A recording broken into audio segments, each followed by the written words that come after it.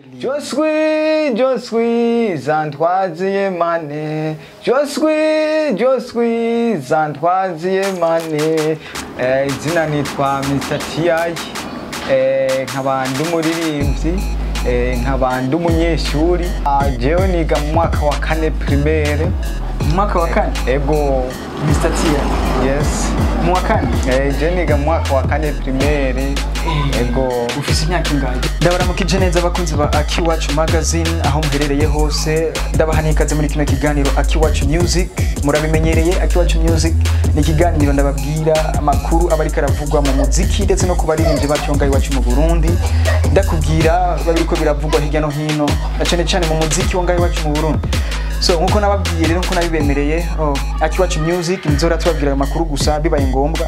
Narababwiye ko ntinzo ndabazanira abaririmbyi tuganira batubwira ku buzima bwabo batubwira ko babona umuziki ndundi muri rusange. Uyu munsi rero nkuko mubibona nagendeye umwe mu baririmbyi b'abarundi n'ugwaruka umwe mu gwaruka bw'u Burundi novuga nti ari karazamuka gahoro gahoro nkuko rero mubibona reka ndamusabe atwidondore ababwire abakunzi ba Akiwacu magazine ndetse ikiganiro Akiwacu Music ababwire ninde. Izina nitwa Mr. T.I. Je mvuka mu ntara ya Rutana ikomine ya Gitanga. Nkaba ndi umuririmbyi, nkaba ndi umunyeshuri, nkaba ndi umusaza de coiffure.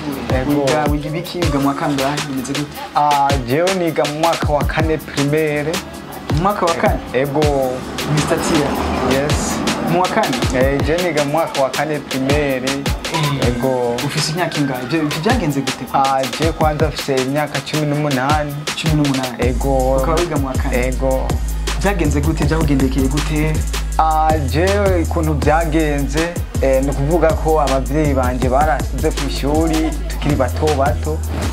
Bamaze kunshira ku ishuri rero urazi yuko keshi abana bakunda kutumvira abavyeyi. Hanyuma rero je ngeze mu mwaka wa primaire mu wa 2 candata amashuri. Maze guta amashuri cyangenda mu mahanga guca amahera.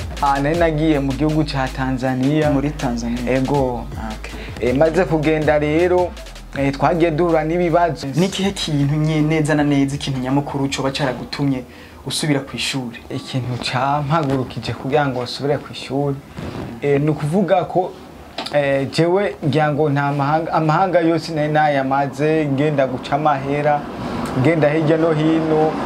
Naragiye Tanzania ndaja mu Rumonge ndaza ni Bujumbura hose byanka kubera ubuzi bwose naronka byasaba yuko mba narize. Hanyuma rero kubera nyine nayo isanzwe mfise n'impano yo kuririmba haca haragera igihe turaja mu mahiganwa n'abandi baririmbyi yo mu ntara. Yari yabereye iwacu mu Rutana. Hanyuma rero kugeza yaho ibikorwa byanje bibanezera mugabo kubera ntarinzi gusoma no kwandika n'intuzeye n'ishuri bikaca byanga.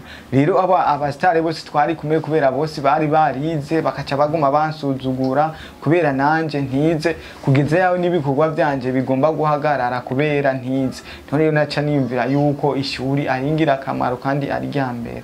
Mariko muhiganwa nabande ni bande bari muri iryo higanwa? Bari beshi harimo bitwa Batitus Desayiri beshi barabazi. Hariho nabandi bitwa Fritairende. Hariho nabandi beshi nyine batandukanye beshi nyine bo mu ntara ya Rutana. Bari batwemereye amafaranga kugira ngo duce tugenda guhiganwa i Bujumbura naho ababaye abambere.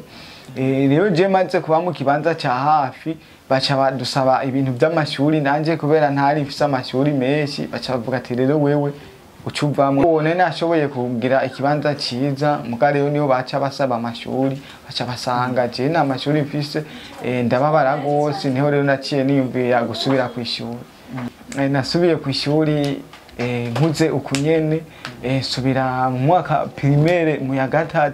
Mu wa 3? Twigana n'utwana duto cyane. Ntiwubisoni? So nta soni numva kubera nayo mfise intumbero. Hanyuma rero maze gusubira ku ishuri ca ndakora indirimbo yo guhimiriza urundi rwaruka ruta amashuri yuko bwo kwiga amashuri rukayamana. Hanyuma rero maze rero kwiga imyaka 2 niho rero naca ndonka umuntu aca anyize aca mbara ati rero wewe kufise impano yo kuririmba ngoma ndakuzamura ndagutwara Bujumbura. Niho rero yaciye anzana ngaha Bujumbura. Yaciye ampamagara nkura ruguru aca nzana ngaha mu gisagara ca Bujumbura. Hanyuma rero jewe aca ansabira ikibanza ino nyene i Bujumbura. Ego ubu rero niga mu mwaka wa 4 niga kuri ekofona hangwa. Ego rero je mu bisanzwe ibintu novuga kari be nivyo mva ku ishuri canza ngaha nyene kuri saro kaca bigenda neza. Okay, wo yakuzanye niwe wunyene ni saro. Ego niwe wunyene. Hama umaze gusubira ku ishuri byagenze gute? Nukuvuga ko je nsubiye ku ishuri byabaye ibintu bitoroshe. Abantu benshi barantwenze baravuga yuko no kwiga kubera nayo isanzwe ndi umuririmbyi. Kandi kubera narashobora gukora nk'indirimbo kubera ntayo nzi gusoma no kwandika zikaca zica mu mutwe zigira. Niho rero naciye mvuga ati subire ku ishuri kugira ngo menye ubuhinga bwishi. Hagati aho umaze gusubira ku ishuri hari indirimbo wari umaze gukora cyane? Warandika indirimbo waraziyandikira cyane? Nukuvuga ko ntarasubira ku ishuri kubera ntari nzi gusoma no kwandika sinavuga ukuntu byagenda nakora indirimbo mu mutwe zikaca zigira ko nari nazibagiye. Ariko umaze gusubira ku ishuri ubu ndazandika neza bikagenda neza. Nta ntambamye bigutera kuba uva ngaha ku kazi wagenda ku ishuri kigana n'abana bato uruta cyane? Abigisha bo bagufata gute? Baragutahura? Je mu bisanzwe abigisha ijya mbere nyene nkigigiye ku ishuri kenshi baratangaye. Baravuga ati n'umuntu angana uku aje kwiga hehe kubera batari bamenyeye. Ariko rero jewe maze baca barambaza ati none wewe kugira ngo wige ungana uko byagenze gute? Ndabibabwira nyine ukuntu byagenze byose ndabibahera ku ntango baca barabitahura. Nukuvuga ko rero jewe ku ishuri bamfata nk'umwana mu bandi. Ndiga mu bandi ndubaha abigisha kandi ndaje baranyubaha. Wanashima bangize umudirege wo kuza ndaduza idera. Ego imisi yose nje ndayiduza. Nabo bana bagusumba nabo banusumba barakubaha. Ego baranyubaha sana usanga ari ibintu byiza cyane. Ariko biragenda neza ku ishuri? Biragenda neza kweri mbo wa mbere kweri. Intambamye naho nizobura. Ndashobora kubura amahera y'intuze ya studio. Kubera nk'ibintu by'abavyeyi keshi ntibakunda kunshigikira kubera nagiye ku ishuri nkuze. Baciye biyumvira yuko noba ndiko ndagirane ndaderanje. Rero nije ca niyumvunganya muri byose kugira ngo nyene ibintu bigende neza. Birakorohera ko wiga ukabifatikanya n'aka kazi uri kurakora no kuririmba kandi? Mu bisanzwe biranyorohera kuko ca nkoresha umwete. Nukuvuga ko jewe urabona ngaha muri salle de coiffure mu gitondo ndagenda ku ishuri. Hanyuma mvuye ku ishuri nkaca shikira muri saro. Hanyuma rero mwijoro niho rero ca niga ibyo ku ishuri nabyo. Hanyuma rero je nkabandanya bigenda uko. Tatiya kugira ngo rero wemeze abariko baradukurikirana kuri Akiwacu Music tubwiye kuri umuririmbyi. Yes. Igaragaze nk'umuririmbyi. Ko noshobora kubaririmbira indirimbo ijanye no ku ishuri nyene ndiko ndasubira ku ishuri. Kutiga biragatsindwa dawe na mama murambabarira igihe mwambarira ngo nkunda amashure.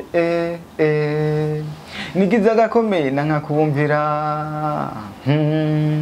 Wase kumvira isira kwigisha. Nateye amashuri ngo ngiye mu mahanga.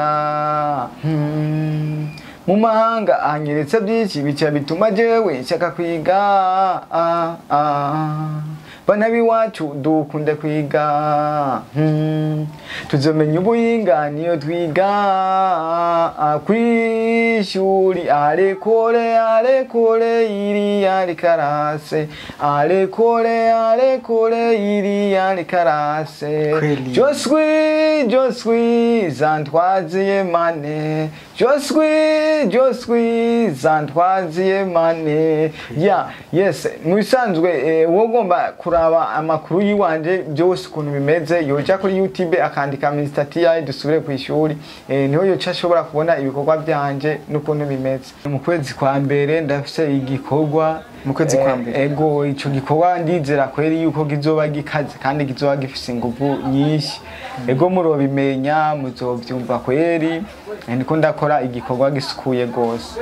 Okay, byiza cyane. Mu kwezi kwa mbere rero abakunzi ba Akiwacu Music murumva yuko neza uyu musore wacu Mr TI abafitiye igikorwa kidasanzwe.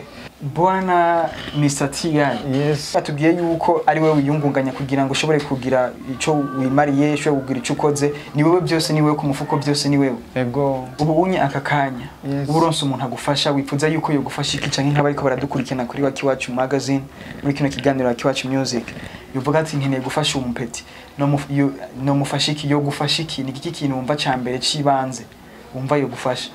Ya je ikintu no saba nk'umuntu yoba yifuza kushigikira icambere ndashaka kwiga amashuri nkayamara gaheza. Ego ikigira kabiri ndashaka umuziki wanje utera imbere, umuziki wanje ushike kure.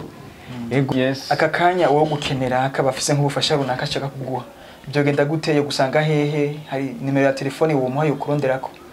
Ego je mu bisanzwe uwo shaka kunshigikira jemba mu bwiza kujya mbere. Ego no shobora gutanga inomero wonkeneye yondondera mu masaha yo y'inyuma saa zitamvuye ku ishuri. Ego yo shobora kundondera tukavugana byose bikagenda neza. Okay, bahiyo nimero. Ego 61 ubusa 5 11 44. Nizo nimero uwo shobora kushigikira. Ego yo shobora guca kugira ngo tore neza. Ego bakunzi ba Akiwacu Music murabyumva rero, mushobora kugenda muri YouTube mugarondera uyu musore Mr TI, dusubire ku ishuri mukaraba ibikorwa byiwe. Yabahaye ni nimero, yababwiye haba hasanzwe aba mu bwiza ku ibarabara rya mbere. Ibarabara rya mbere mushobora kwa musanga ufite icyo mushobora kumufasha mu muziki wiwe ukakimufasha. Ndabakengurukiye cyane, ndabashimiye cyane mwashoboye kubana nanje muri kino kiganiro Akiwacu Music.